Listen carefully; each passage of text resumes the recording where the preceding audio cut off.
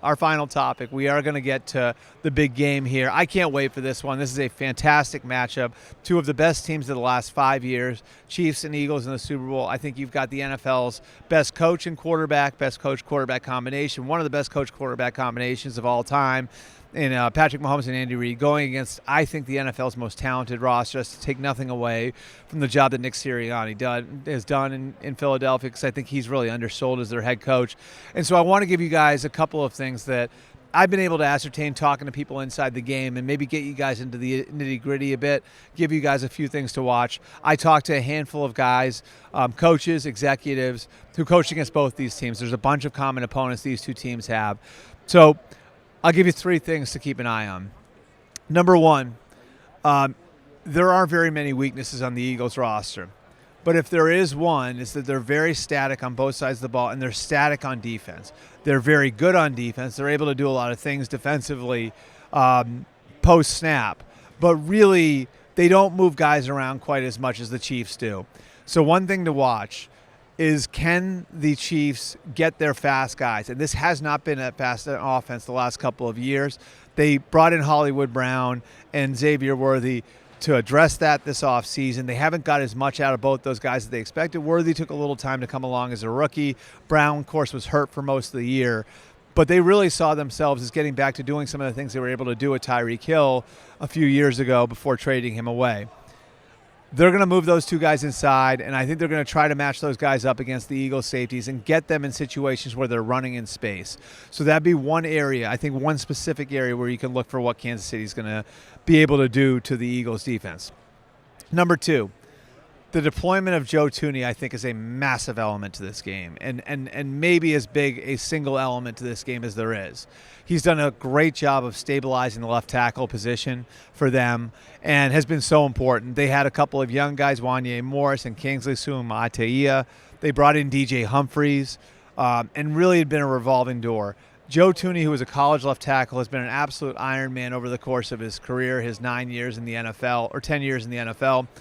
He's going for his 5th Super Bowl title, but he's been a guard in the NFL, left tackle and college guard in the pros. His ability to kick out and play left tackle has been massive, but that's left a little bit of a hole at left guard. So now what do the Eagles do with Jalen Carter and Jordan Davis at defensive tackle? The Eagles are good, not great on the edges. They are great on the interior. So those two guys, Milton Williams, those guys are going to present challenges inside for the Chiefs. Do the Chiefs now take Joe Thuney and move him back inside and maybe go with DJ Humphries, who's been nicked up and is older at left tackle, or one of the young guys?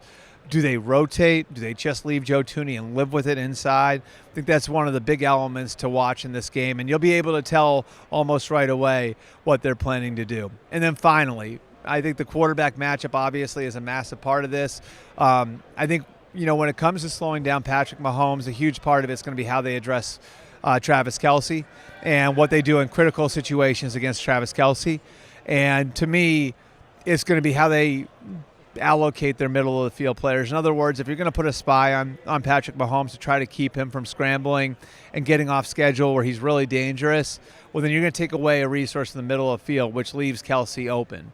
I think even at Kelce's age, even though he's not running the way he used to, that becomes a huge part of how Patrick Mahomes plays. I think he'll play good. Really good. I think you can count on that based on how he's played on all the biggest stages. Whether or not he can put together a vintage Patrick Mahomes performance might ride on how the Eagles handle Travis Kelce in those key situations. And then for Jalen Hurts, I think it's hitting on a couple balls downfield. Steve Spagnuolo is not going to sit there and let Saquon Barkley beat him. He is not going to sit there and let Jalen Hurts scramble out of the pocket and make big plays and turn second and long into third and short. So what the Chiefs, I think, will try to do is they'll say, if you can beat us downfield, we can live with it. But we're going to roll our corners up on you. We're going to give help over the top. We're going to commit our resources to stopping the run game. And look, like, if you can beat us over the top, if Jalen Hurts can get the ball downfield on us, well, we have to live with that. And so much of that, of course, is going to come down to whether or not Chris Jones and George Karlaftis and all those guys get home.